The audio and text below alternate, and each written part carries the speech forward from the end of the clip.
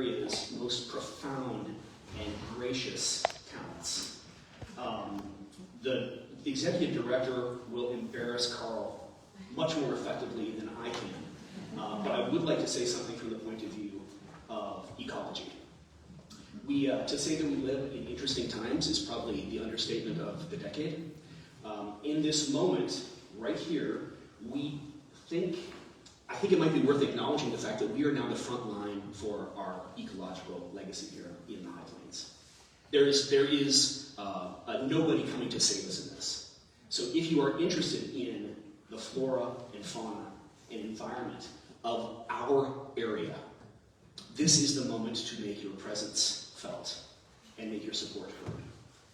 The museum is a fantastic steward in promoting ecological and environmental issues as they connect with the arts and culture of our area. If you are not a member of this institution as of right now, please do consider taking out that membership. This is a profoundly efficient organization. We, in a month, will put on more shows than most other arts organizations will in a year. That efficiency is owed almost entirely to our executive director, his incredible staff, and the absolute commitment with which they live their mission. So if you are not a member, this is the moment. This is the moment, so please do consider that. And without further ado, I'll turn it over to John Ritter. Thank you.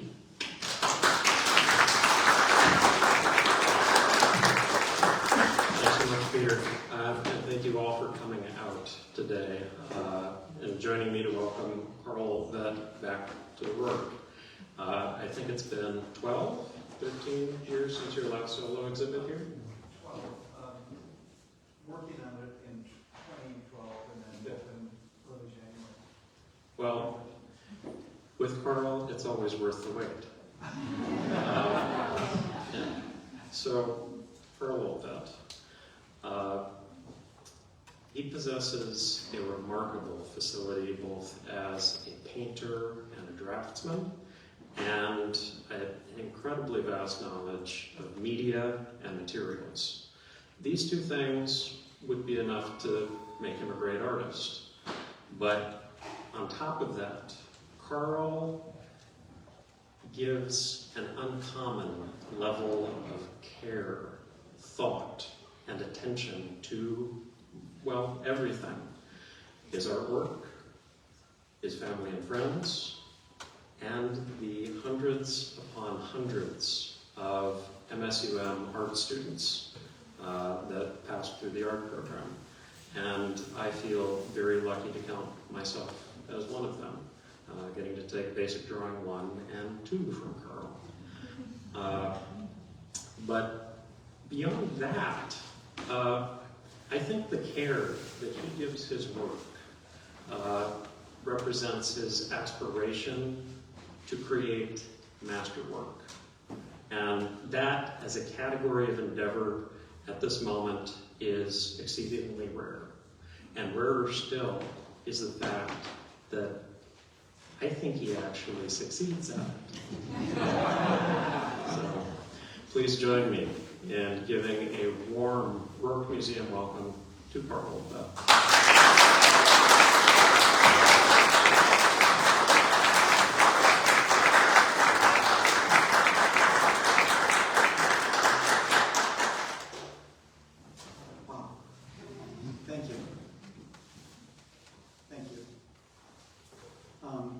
I'll take questions now. I have all my notes. Well, to say the least, this is a homecoming for me while we come here on a regular basis, Liz and I, to visit family, friends. It's truly wonderful to be here in this space with my work in the space. I'm kind of tongue-tied. I apologize. Well, well, I'm gonna look at my notes here. I'm tongue-tied. I was ready. This is a very important exhibition for me.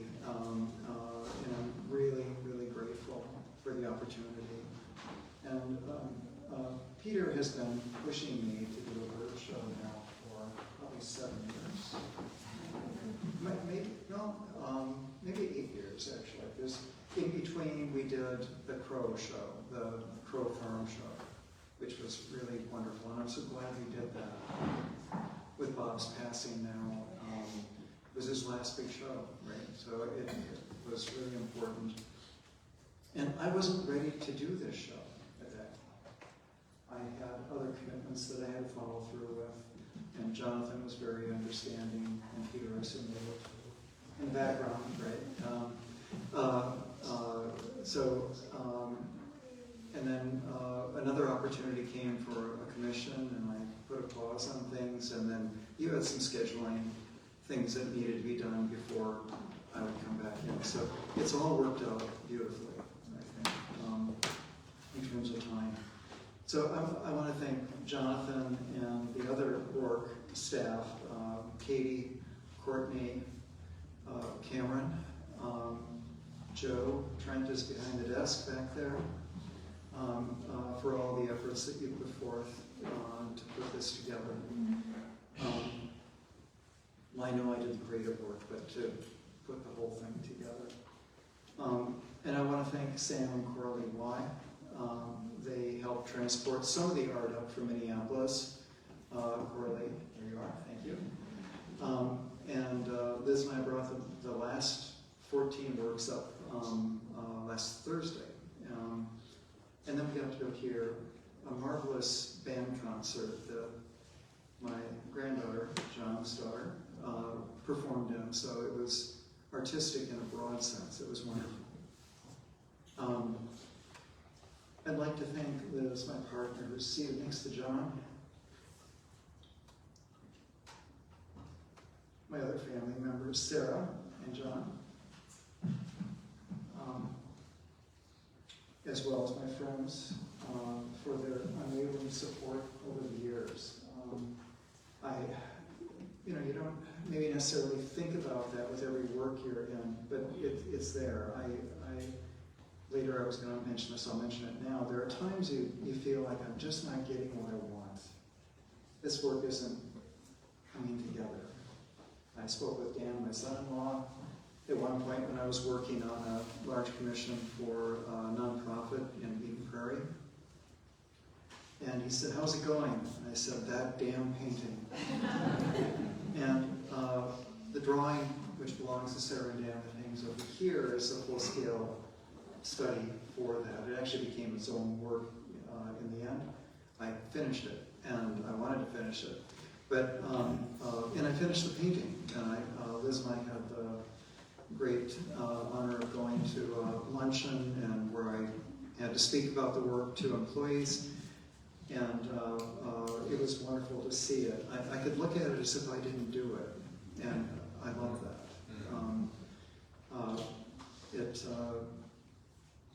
I'm surprised.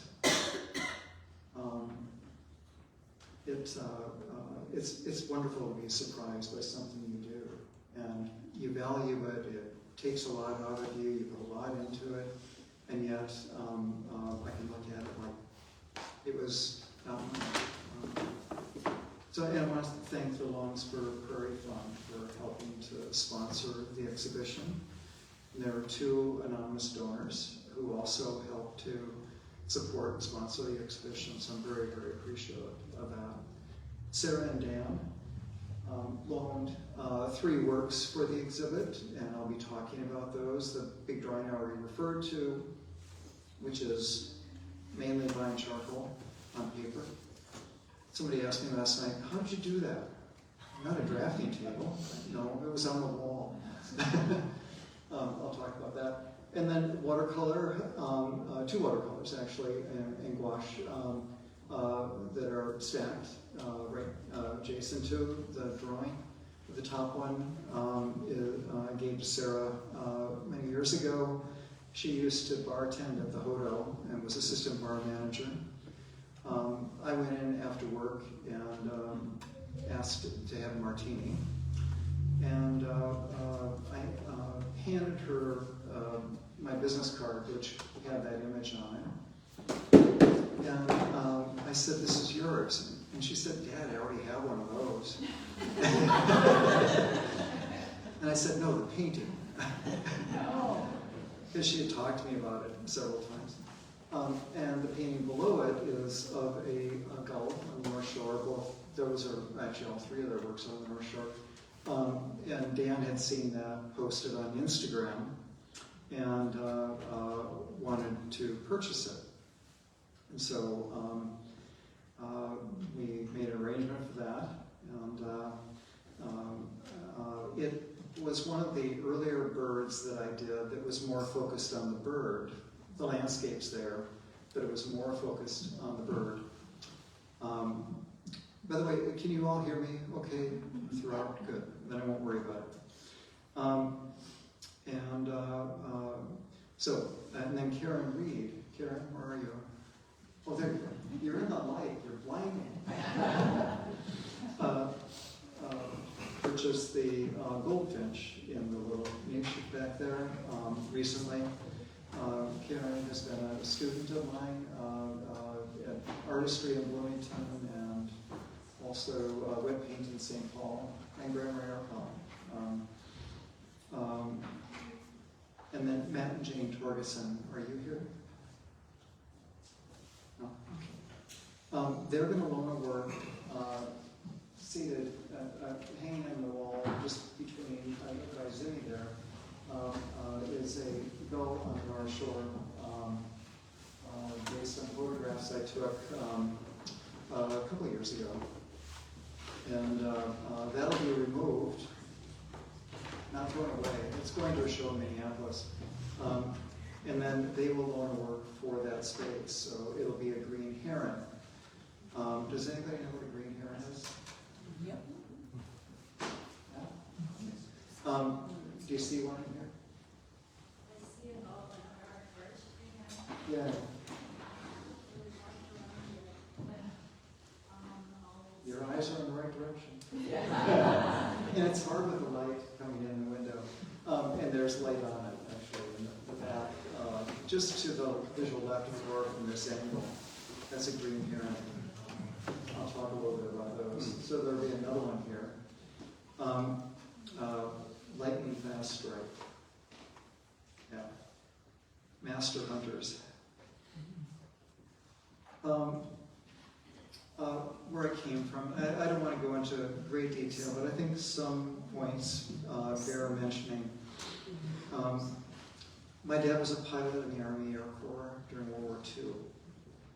He joined in 1942 and went to flight school, became an officer, and he was an inch too tall to fly planes he wanted to fly, fighter planes, which is probably good for him and me, actually. He ended up flying large planes and was a really good pilot. He was never sent into combat. He was held back to train other pilots. So he knew how to fly B-17s, B-24s, B-25s, B-26 is his favorite. The reason is he could fly it like a fighter plane practically. And then also transport planes. And at 1947-48, he flew the Berlin Airlift. He flew large transport planes, 4-engine transport planes.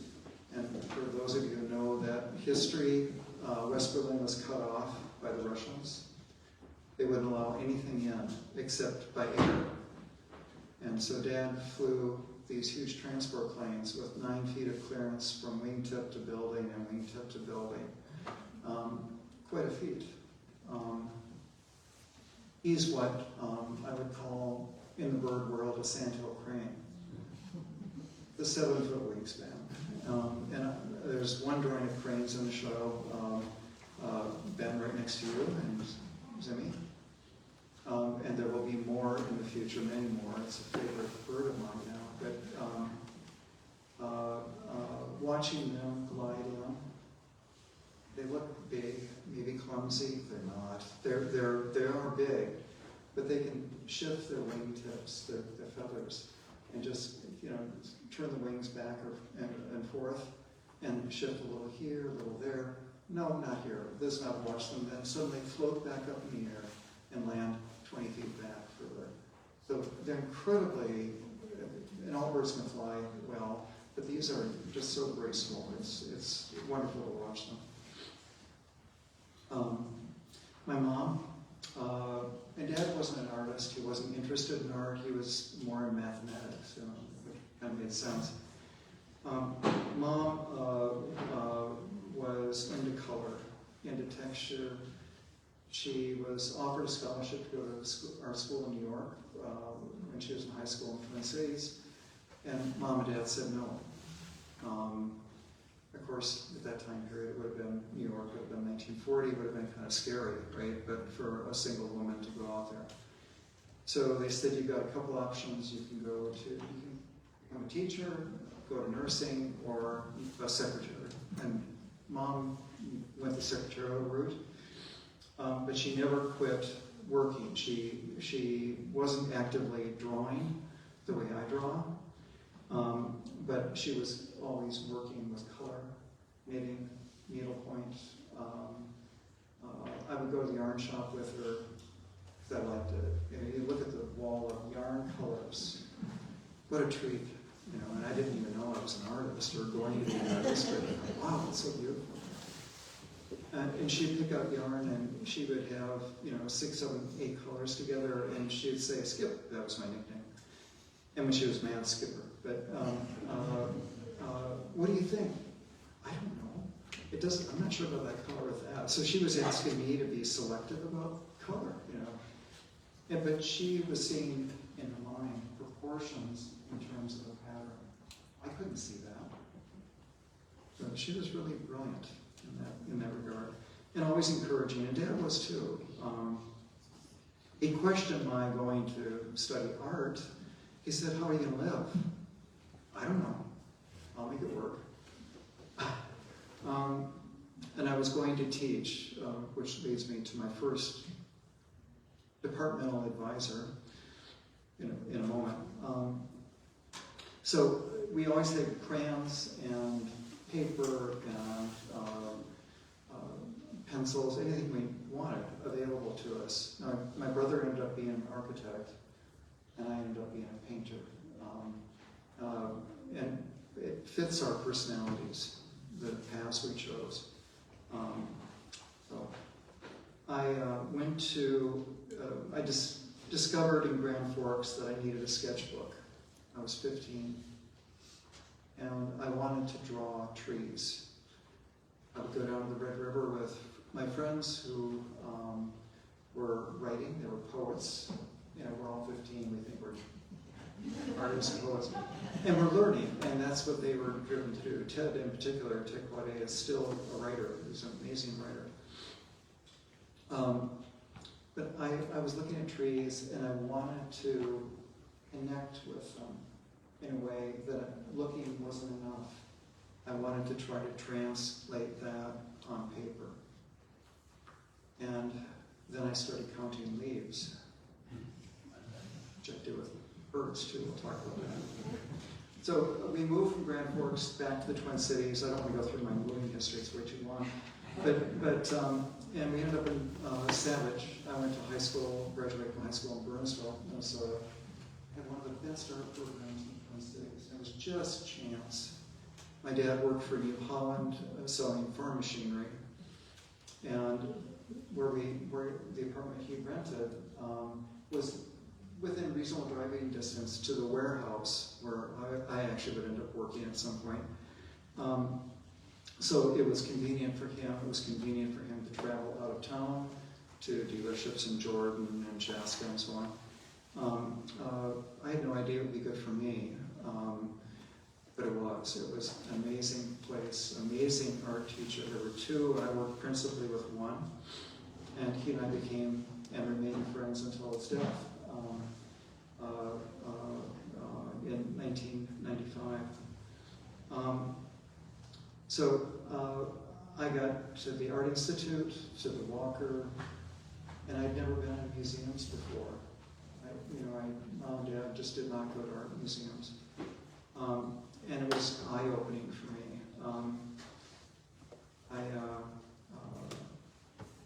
made the decision to go ahead and study art. And my dad and I had a disagreement about what I was doing at one point, and I still, to this day, feel kind of bad about what I said to him, but he said, again, how are you going to make a living? And I don't think that's a good idea to do that. And I said, you have no right to tell me what to do. I'm paying my own way through school, and I was. He never said anything about it again.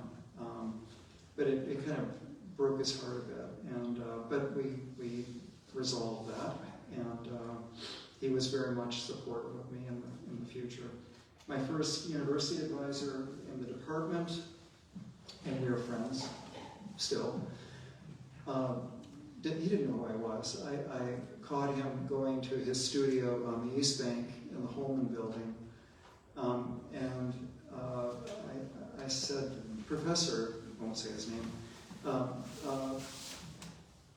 can I ask you a question? And he said, what do you want? And I said, well, I was just assigned to you as an advisee, and I'm an art major, and I would like to, I want to meet with you and talk to you and get to know, so you get to know me. He said, what do you want to do? I said, well, I want to be an artist. I want to paint, and I want to teach. Forget it, you'll never get a job. He turned and walked away from me. And I was more determined than ever going through that. I was at the U until 1973. I took a break for financial reasons. I went back in 1978. Sarah and John's mom and I were married at that time, and Nancy was very supportive of me going back to school. We had just moved to Rochester 8 months before. She'd gotten a job at Mayo Clinic, and as a medical laboratory technician. She just graduated. So it was great. Her parents lived there. It was great. Good place to go. It wasn't the best for me in the sense of my long-term thinking, and Nancy knew that. So we were there for 8 months, and we ended up moving back. I moved back first to Minneapolis. What really spurred that decision was I got a job working at JCPenney in the display and advertising department at Apache Mall. And I really enjoyed it. Good learning experience. The pay wasn't great, it was minimum wage, but they wanted everything creative out of you that you can give. And I did windows, and that was my main job. But I'd also do in-store displays. We were talking about the windows, Sarah and I, that Renee used to do, Renee Dance at Sampler. It was so wonderful. Yeah, it's so much fun, but it's draining. So I spoke with Nancy, and she agreed that, okay, I need to go back to school and finish my degree. And I did. I'm very happy I did. I applied to graduate programs at the U, and of course, and then in Madison, Wisconsin, and I forgot, University of Iowa, but U of M accepted me, and Nancy had a really good job, so we decided to stay put. And on top of it, we lived across the street from the Minneapolis Institute of Arts. What a great place. It became, Sarah used to call it the sculpture shop when we would, in fact, when she was a baby, I would carry her, a little front carrier. I'd walk over and look at paintings while she was sleeping. In 1980, Sarah was born. I graduated and was hired to teach at Allen College in Allen, Michigan. A school kind of like Concordia College, actually, in terms of size, although I think Concordia is now larger. And it was a great experience. I was hired to run the gallery, to teach drawing all levels, painting all levels, interest in illustration, but I wasn't trained to do that, but I ended up doing that eventually to teach it. I know Jim Park, who's back standing by the door, hi Jim, teaches illustration at MSUM. I also was doing basic design, foundation design, and at the start of my last year, I was asked to, because I had a minor in art history, I love art history. Minor in art history as an undergraduate and graduate student, and I did well in art history, but I'm not an art historian. But I was asked to take over art history and glazing and ceramics.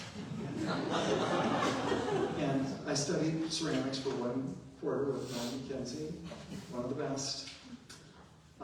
But I didn't know glaze chemistry. The learning curve for that would have been enormous. So I was madly applying for other jobs.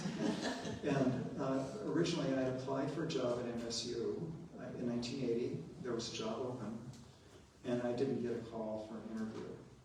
Okay, I got one in Michigan. Great, we go. In '83, I applied for the job that opened up, and got the interview, and got the job offer. So I ended up here, which was terrific because my parents lived in the Twin Cities, and Nancy's lived in Rochester. So we felt this is a great place to be. And Sarah and John grew up here, and they're still here. They both live here.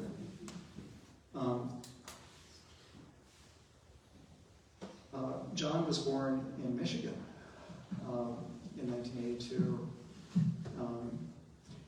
The only one of us who's not a non-Minnesota first-timer, right? But this is a great place to be in any case. So I was hired by MSU at the time, it was called, to head the area of drawing and to develop illustration program. So I have allergies constantly, so forgive me.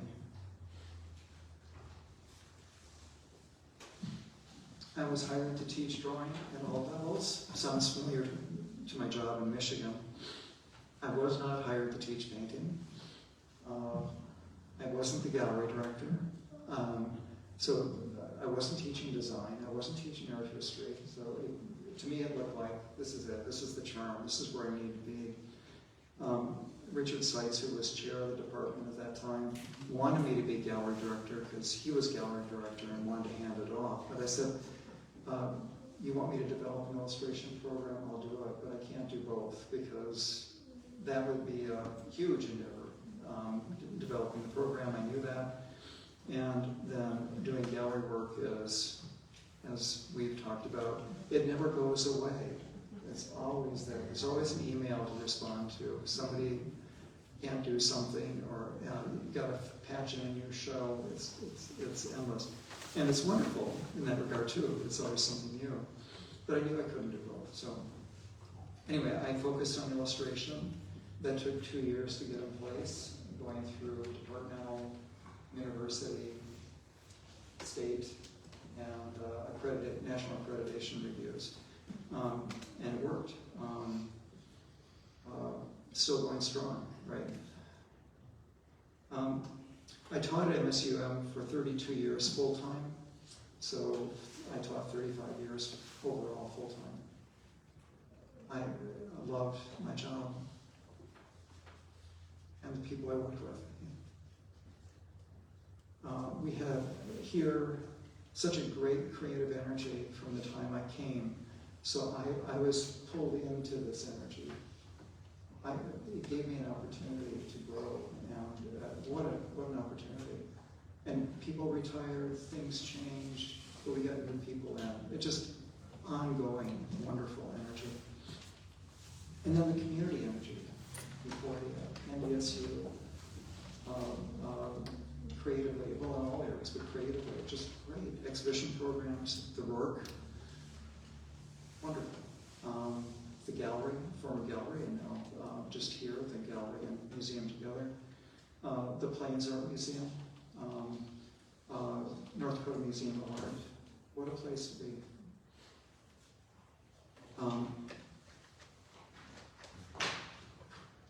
That page took too long. So I'm going to talk about my work now. And a little bit about my brother. This just lays the groundwork for what I do, because what Peter was talking about is dear to me. the environment. And I have a strong reverence for nature. I always have. Who is it? As a kid, you go out in the backyard, you look in the garden, you see some interesting bug, you see a snake. I didn't love snakes, but you know, they're there. It's endless in terms of what you can learn about it. I love being outside in the woods and fields, near creeks, lakes, observing wildlife such as birds, fish. When I was 9 years old, we lived in South Minneapolis near the crosstown Highway 62, Penn Avenue and 60th. And Sunday mornings, my brother Greg, who was 2.5 years older than I, would manage to wake up before our parents. And notice I just mentioned Sunday. So Saturday we weren't so worried. We didn't have an agenda. But on Sunday we tried to get out of the house before Mom and Dad woke up. So we didn't have to go to church. So it's probably related to the amount of moving we did. We moved about every 2.5 years when I was a kid. So my dad changed jobs. Initially he was in the Air Force still. We were always the new kids in school and then in church school. And you know, Greg and I had to draw a line somewhere. And that was the line we drew. But we just had fun. So we would leave the house, we'd ride our bikes down to Mayhar Creek. Just a bit of a jaunt. So we were adventurous. And of course, I'm 9, he's 2.5 years older. He's my protector, right? He could save me from anything. And we would ride down the creek. And we'd go watch the crayfish, birds. Greg lives in Montana. He's an architect, as I mentioned, and he's a cowboy. I'm a city kid, basically. I love being out in nature. Love being on the North Shore, and I'm an artist.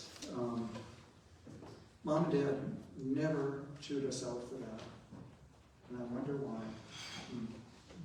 They knew we were doing good stuff.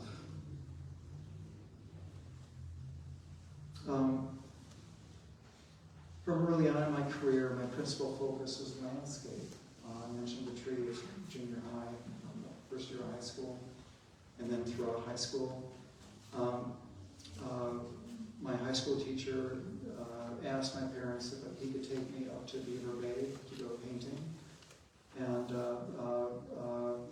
he asked me, and I asked them, and they talked, and everything's fine. So yes, I can go on a trip with him. I had my first bear encounter on the river, which was a good one.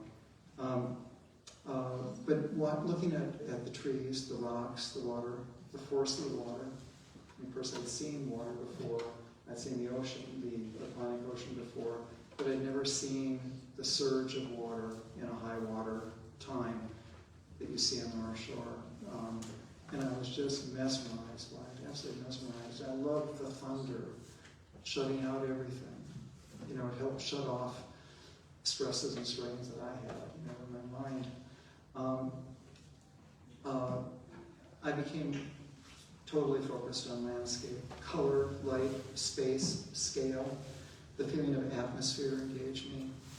And Sarah and Dan's drawing, again, is an example of that. So if you haven't looked at it yet, it's actually Spruce Creek Cove, as is those two birds also are at Spruce Creek Cove. Spruce Creek flows into it. It's a good trout stream. It's one of the cleanest little streams up there. But the I was going to digress. I'm not going to do that. So I feel the external stresses when I'm outside in the landscape disappear for the most part. I feel free of them. I continue to be deeply engaged in observing the forces of nature at work. I studied geology as an undergraduate student too. I love geology. I studied astronomy. Geology is obviously rocks, concrete, you know. and looking at these massive rocks, how they withstood things, but they got beat up in the process. Looking at the shore of the lake, the small rocks at Spruce Creek that have been rounded by forces of abrasion. I love watching, as I mentioned, the birds. My first experience seeing a great blue heron was on the North Shore. It was dead, floating near the shore. And when I was walking the shore, I was looking out at the horizon and not focused down below. And then suddenly I looked down and there's this beautiful inky blue-gray bird floating in the water. It was magical and extremely sad too, but magical to see that bird. So when I'm working, I'm thinking of making decisions about things. I'm thinking of forces that are at work underneath the growth in the reeds, for example. The birds, the flight, the rain falling on that gull, the soft rain, the wind in that gull back on the wall behind you, really beating up the bird and Liz and I while we were there. Snow falling, which seems poetic, but it's rugged. We all know that. Living here, the way the wind can spin you around. I do work outside. I can say that in this group of works, studies for the large charcoal drawing were done on site. There's an oil painting that I did that another artist friend of mine owns. That was quite small in size, but that was kind of a prep for that. And that was not for the commission that I did at that time. It was simply my work, what I was focused on, what I was interested in doing. I think the rest are all based principally on photographs I've taken, with the exception of one. There's only one in here that has a bird in it, and I didn't take the photograph. The great blue heron on the wall over there. Lyle Lasky took that photograph. I was in a boat with Lyle on Mantrap Lake, and we were floating. We saw the heron. It's, Andrew, I think you called it, well, you said the heron craps on your dock, right? And Letitia, I didn't include you. There's your dock too. It's just that Andrew told me the story. So Andrew and Letitia, Lyle and France, adult kids who are here today. So Lyle had his, Letitia, was it 400 fixed lens that he used? I think it was 4. I had a 300 zoom, and I was so excited to see the bird, and your dad shut off the motor. He said, we're just going to float by, and that's what we did. And we're floating by this bird. I never changed my lens. I didn't put my zoom lens in. So my photographs were way too out there in the distance. And I was extremely disappointed. So he or she flew off, and I was looking at my screen to see what I got, and I went, oh my gosh, this is not going to work for me. And your dad got some really good pictures. And he said, don't worry, we'll look at mine on the computer when we get back. And we did. And he said, you can use these. So I'm giving him credit for that.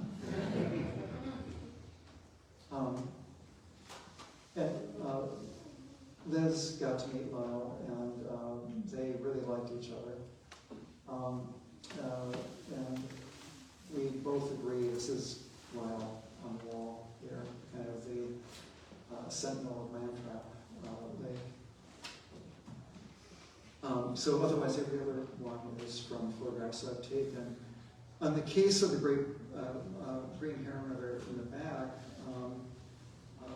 right behind Kristen's head,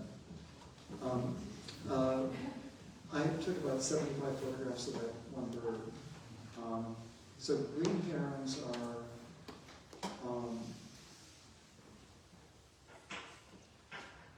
they want to be left alone, basically. They're really sensitive. When you walk towards them, they won't take off. if you see a great blue heron hunting, they know, even that bird knew where I was, or where I was. It doesn't look like he or she did. We got too close and just off he went.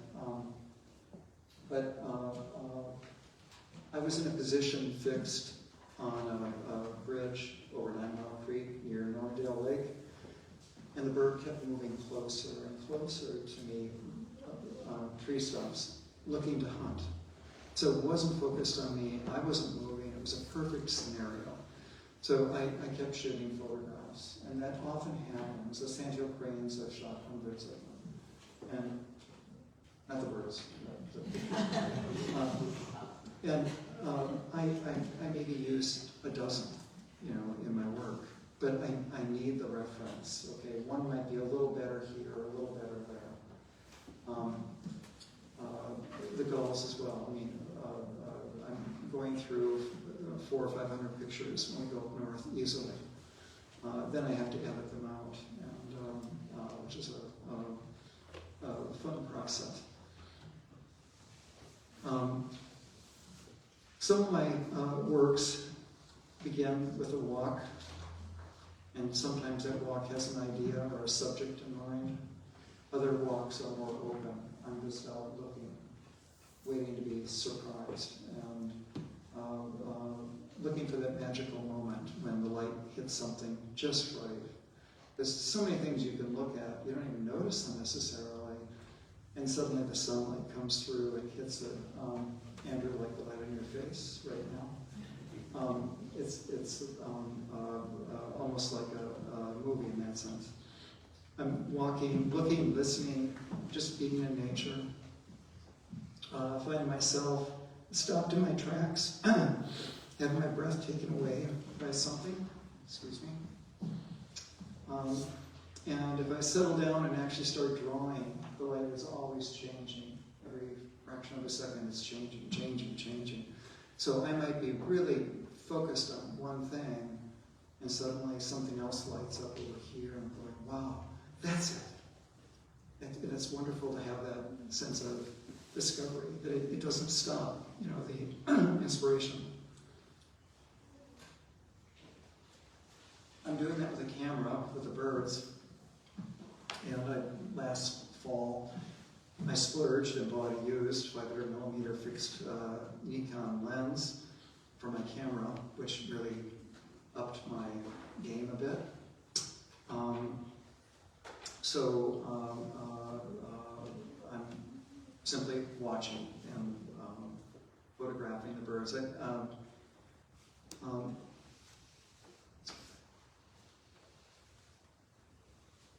So when I start working, let's use this gull as an example.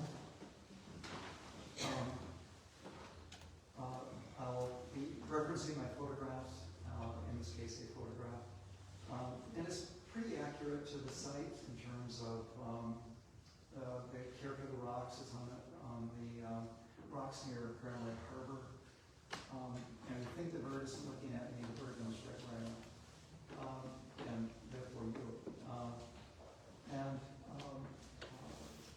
I'm looking at what the relationship of shapes, we call this negative space, water, of course, the rocks, the bird, how they're interacting in terms of the dynamic.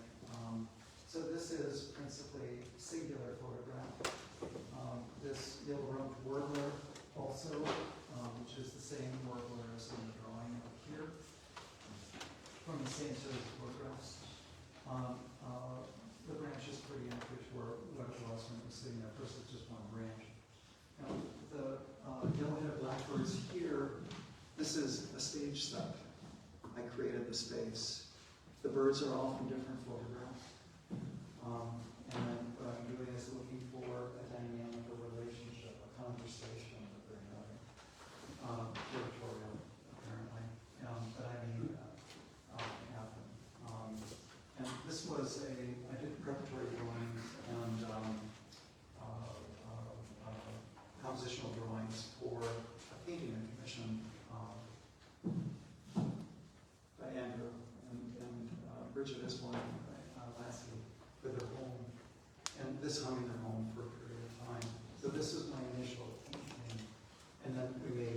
adjustments to it, which is what you do in a commission situation. It's a negotiation between, yes, we'd like you to do something for us, and this is kind of what we'd like you to do. They specified ill-headed blackbirds because they had seen my show at Rourke Gallery. Sorry, I walked away from my mic. They'd seen my show at Rourke Gallery and loved the blackbirds. Andrew grew up here, Andrew and Letitia grew up here, so they're familiar with those birds. And so it was a really fun process to go through with them and coming up with the composition. And theirs turned out beautiful, and they were willing to loan it for the exhibit, and I do appreciate that greatly. I was nervous about moving it back to the cities in the winter in January, so we held off.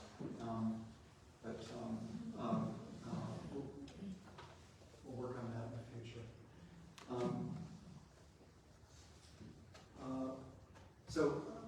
Stage set, but my intention is not to create a stage. I would like it to be a believable space, but it's all fabricated. It's all abstract.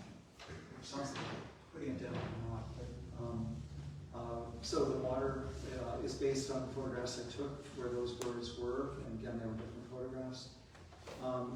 But then figuring out the movement in the water and how sharp, how clear. I wanted to breathe. I wanted to focus on the birds, but I needed that to be a convincing connection between them and just the sense of space. Often what happens, and it happened on this one and most of them, I get things laid out, and if something stands out too much, I go over it maybe with a glaze of cobalt blue, bright blue, or I'll mix up a gray and go over it to soften it. So this has a lot of layers of adding things and then glazing over to weave them together. I mentioned atmosphere earlier, to keep them in the same atmosphere. So my work will be like this. It'll be like the red-winged blackbird on the back wall over there. Such agility, I call it. I was watching that bird crawl down the stems of the plant to get seeds. And I was quite amazed by its ability. It's on handmade paper made by a student from MSUM. It was in a paper making class, and I admired the quality of the paper.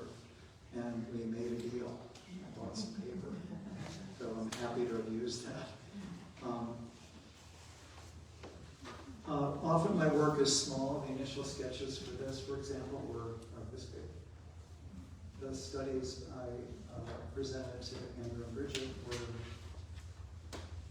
like this, I think. So not big. What I'm trying to figure out there is format. How wide, how high, and what kind of depth do I want? So there's a lot of decisions that go into place, and if things don't work out, they get wiped off.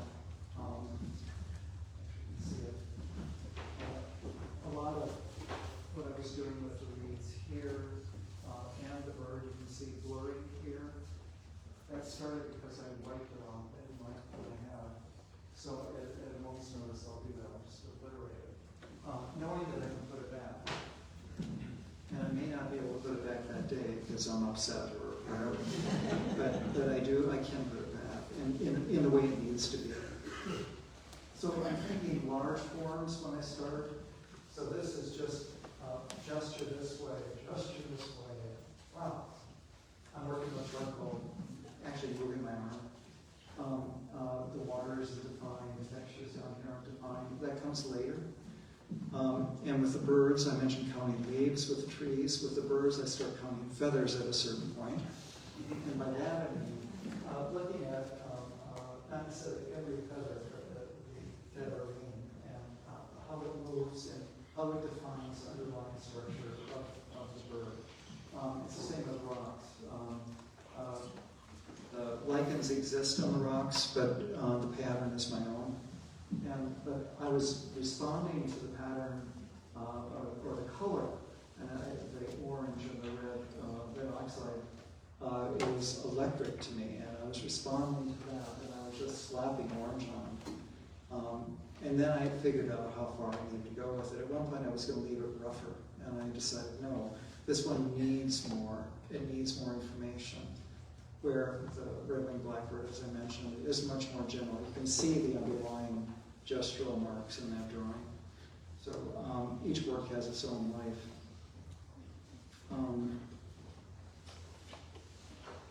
So, do I know what I want in the end? No. I find it. The process of drawing and painting, I find it. I have a glimmer, I have an idea out there, but the specifics of everything, no, there's no way I could know that. But it's a discovery process, and it's what creates a lot of pleasure in that process. So the magic happens when it all comes together. Where am I going from here? Sandhill cranes I mentioned. Egrets within a landscape, waterscape, in a much larger scale, such as the yellow-headed blackbirds and bigger. I'm working on drawings now that are about 30 by 40, 3 of herons in the water where they're landing and hitting the water, and the water's splashing, and it's gray, misty. And I've just done the drawings in the past 6 months. And I put them on the wall and I look at them for a long time and figure, is this one going to move here? So I'm creating a stage segment. Is that one going to move there? Am I going to move this one closer to us in space, or to walk on the same plane? Like these are pretty much in the same plane. A little difference, but in space, but pretty much same plane. And that's really fun to do that. The sandhill cranes, there will be a group on the ground like that, but also a group in flight. I'm not sure where that will go, but those drawings are also 30 by 40 inches. So, and they will be all together, so you can kind of project that it will be quite big.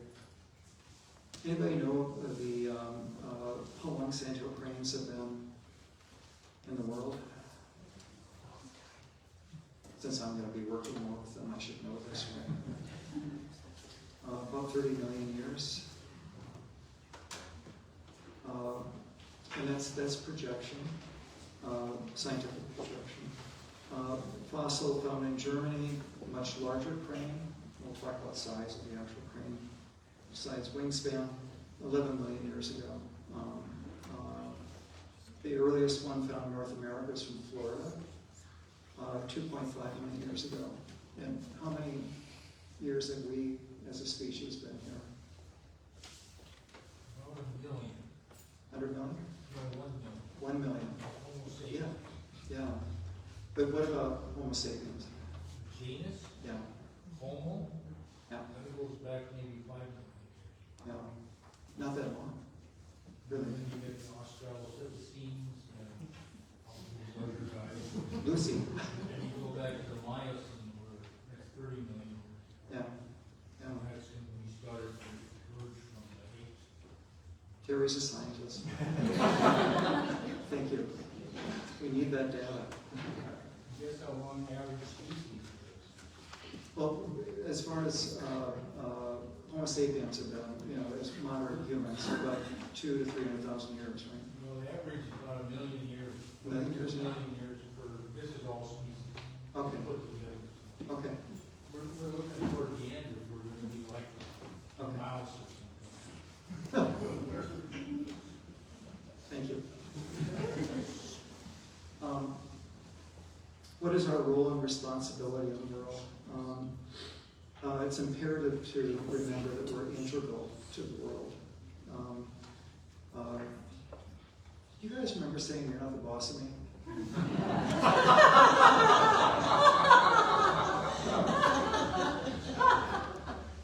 I do. And I would chuckle, but not at them. No. But Nancy and I were trying to clear that up.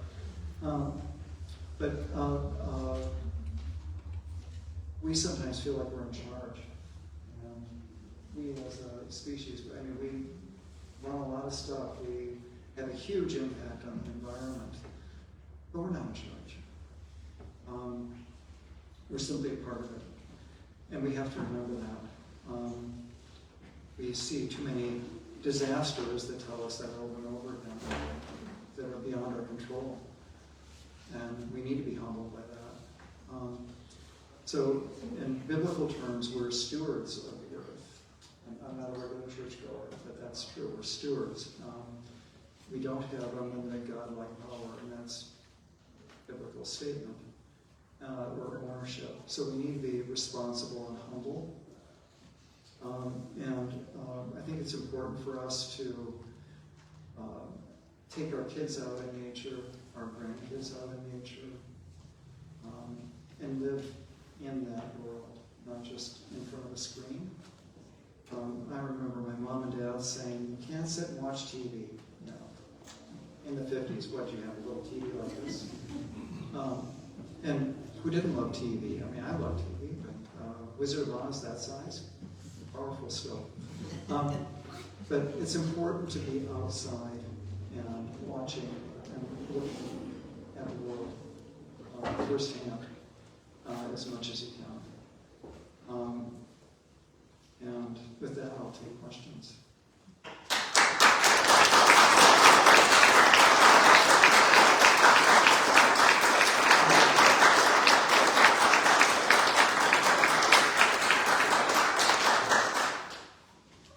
Thank you very much.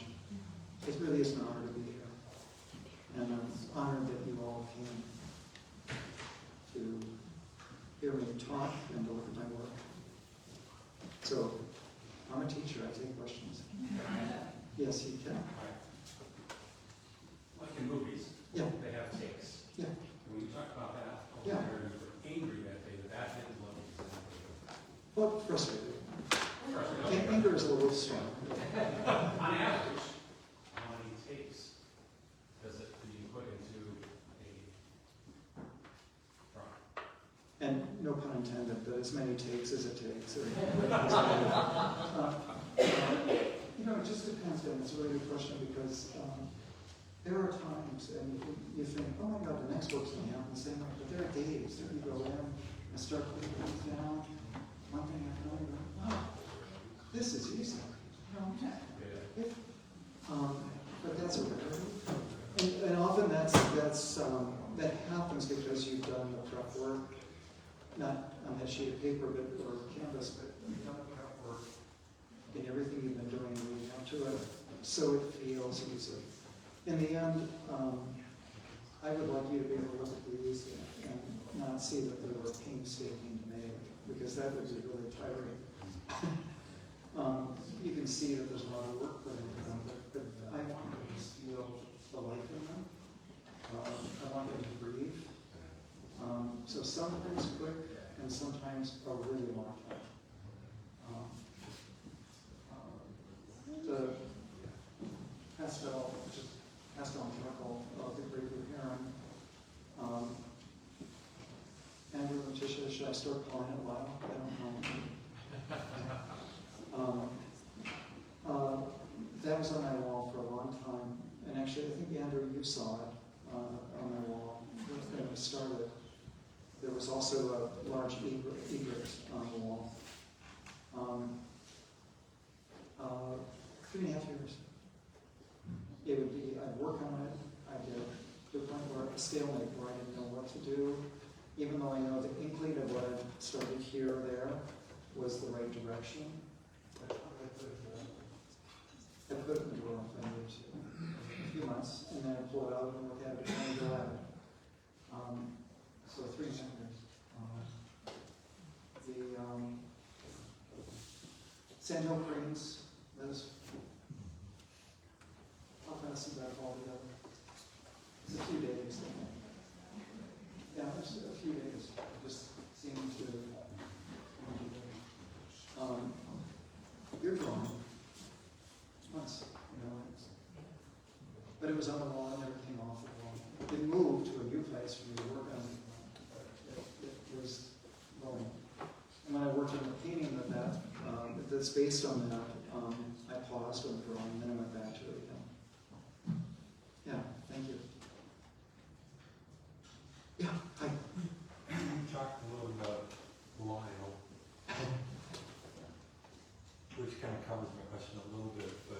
that's the one when you talk about in terms of persona.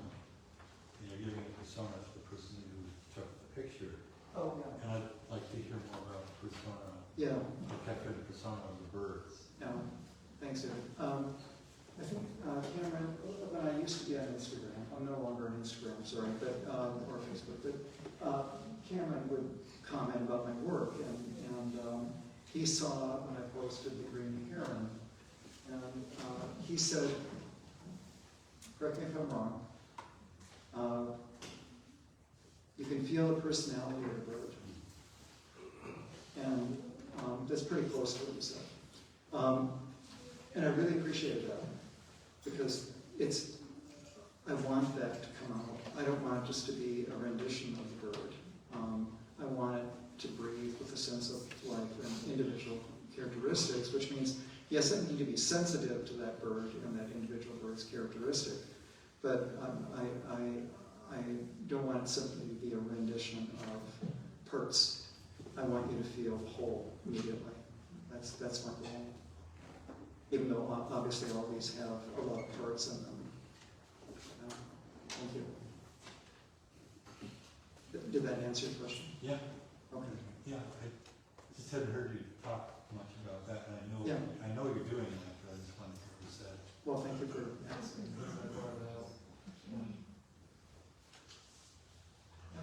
What influence the art you're doing now? I know you've been retired for a number of years, but I imagine it still is your own art.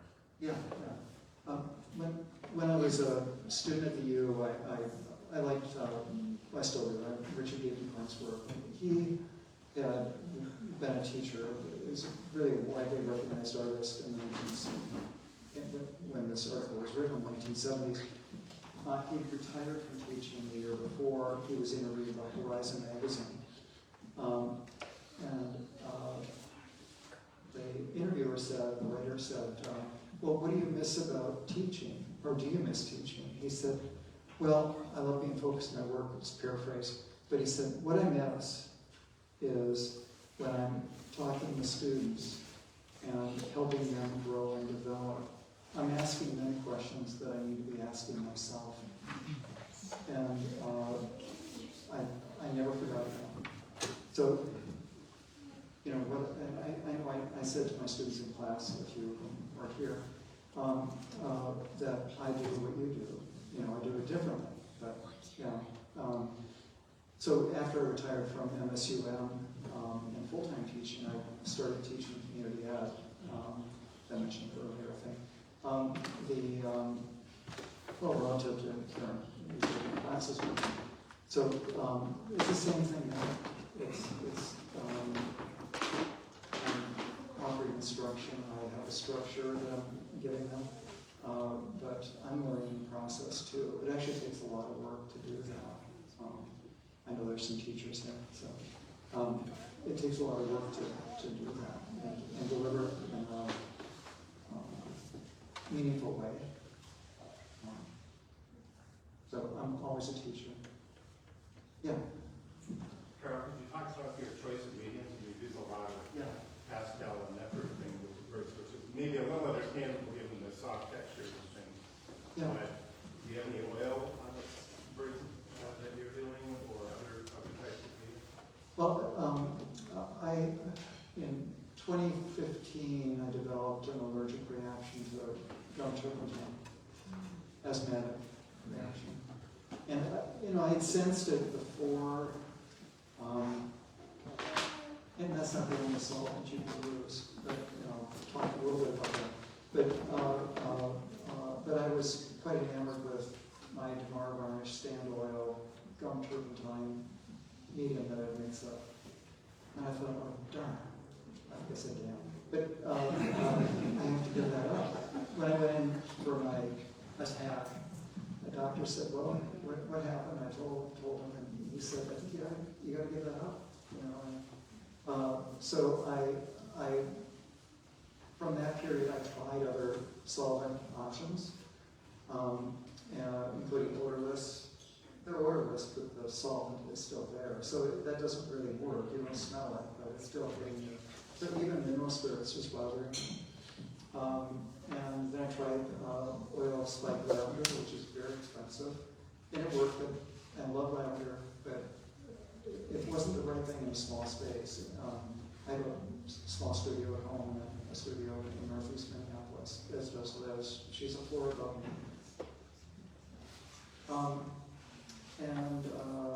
But we discovered a new medium called Miracle Medium.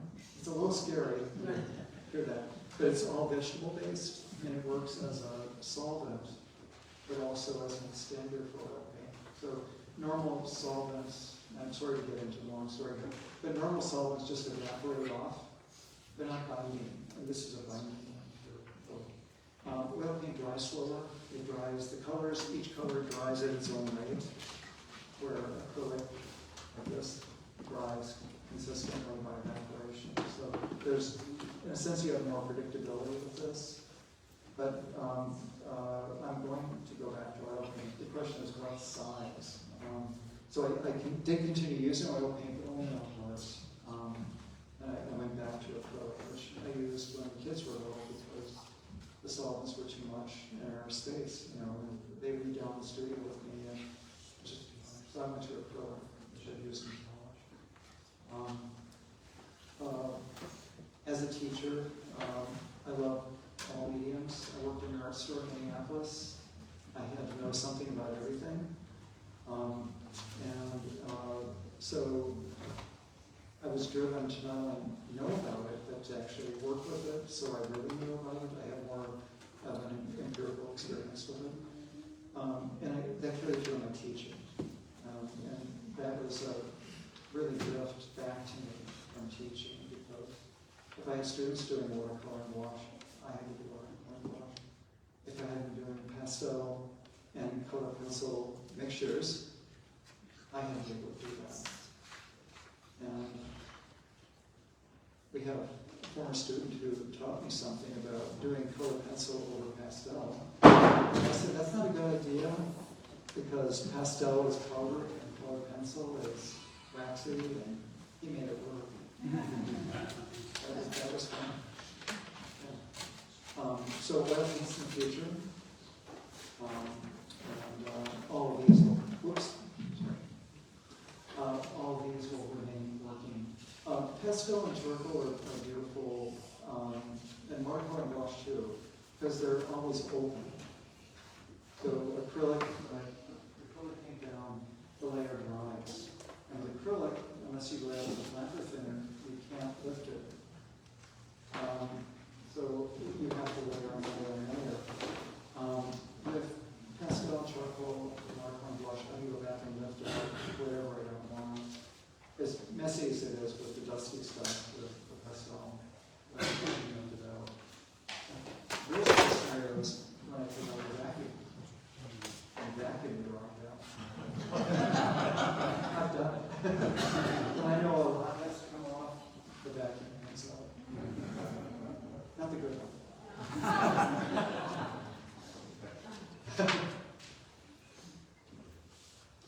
Other questions? Can I ask one more? Of course. So, in nature, you're out there, Yeah. you probably spend walking, even in Minneapolis, you walk and run into a coyote, or, Yep. up north, maybe a bear, or a wolf, or whatever. Picasso Yeah. had a dachshund, Yeah. as you had several as well. That, I believe, was your training, how to deal with nature, because they have their own mind. They do. Will you ever draw dachshunds? Actually, Liz and I had Bella. Some of you knew Bella. Miniature dachshund, short hair, on the larger size of miniatures. She was a force of nature. She was the teacher of Sarah and Dale's 3 dachshunds, named Oliver, and Coco, and then Cora. I have a drawing of her in the studio that's life-size. Liz's work is marvelous, and we'll have the opportunity, I'm sure, to see it here and also other times. She works with words, most often. Not always, though. Should do layering of letters. This is a long answer. Layering of letters and colors and patterns. She also does,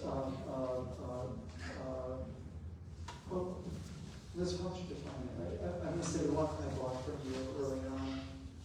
I was interested in dating her, so that's not the reason I bought it, but it's birds, but we started dating, but it wasn't because of the it's almost like a still life, right? And where she, like me, doing my little stage set, she's doing her stage set, different objects, and so on. She wanted to do a painting of Bella, and she said, could you do a drawing of Bella that I could use as reference? And I said, sure, that'd be great, because I was excited about it. And I did the drawing, it's a small sketch about like this. And she's working on something quite large. And then she said, let's translate that into a contour drawing. So, contour drawing. And then she took it to Kinko's and had it enlarged to use for her painting, which hangs in the dining room. And it's wonderful. But I have one of the enlargements, contour drawing, that's attached to the wall of my studio, where Bella's standing in the box, and like these, looking up at the birds, and we will tease occasionally about it. Not another bird. And that's what Bella said. What about a dachshund? So, yes, to your question, the answer is yes. Yeah. Well, originally I was going to have one here, but probably right here. But I didn't want to rush it.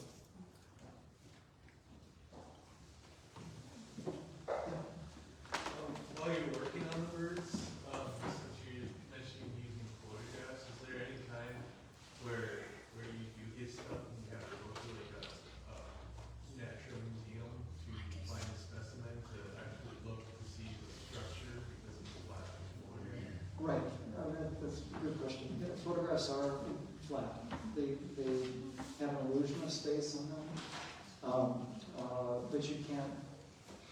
I could have picked up and felt the structure, but bird you can't do that.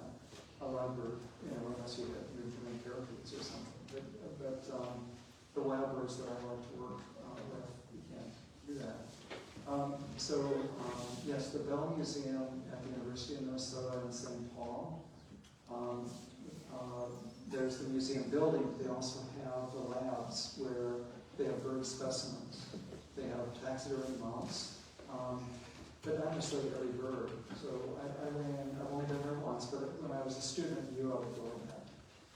It was in a different location on the Minneapolis campus. But so yes, I can contact them and ask to see wings, which would be full wings, individual feathers if they've got them, occasionally the taxidermy mounts. But the doctor I worked with said, the mounts aren't that great necessarily. They've aged, some of them are over 100 years old. They just haven't held up exceptionally well. But she has color changes when the birds die.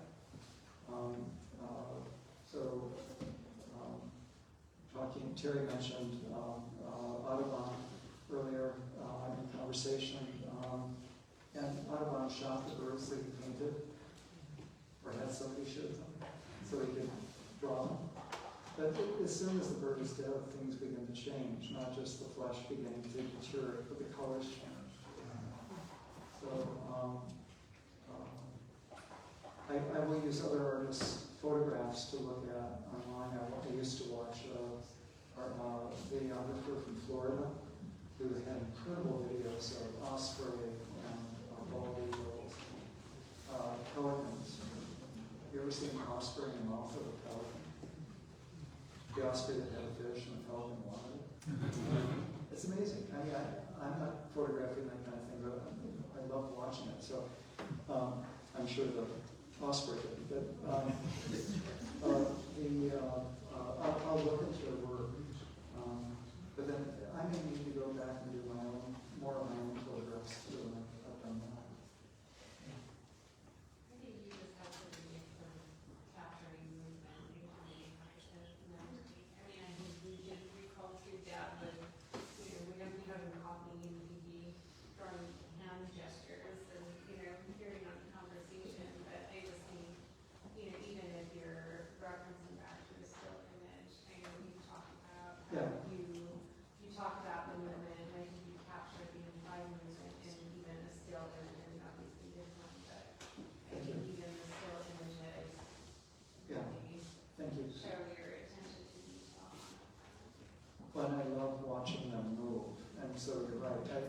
Sarah's right in describing, I would do that, hand gesture, my own hand, and do drawings of my hands. Actually, there's a drawing of you up that has some sense of motion. Oops, sorry. As a baby, her hands moving. So I'm always watching that.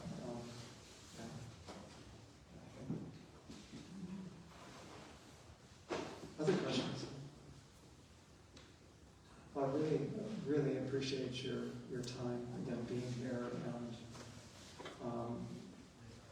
the opportunity. Thank you. So if you have other questions individually, you'll want to ask me as we work out. I'm welcome, or happy to answer. Thank you.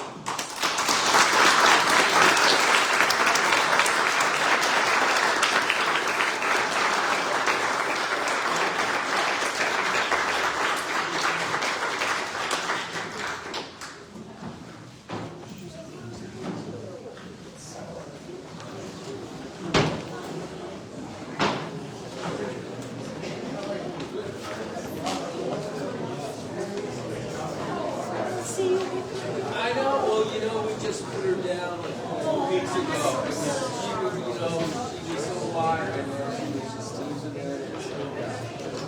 Yeah, very sad. Yeah, I saw you out there. Yeah. Yeah, well, I tried. She was good for me, man. I would have been out there. I don't run anymore, I get up there 3 times every day. I like the dog,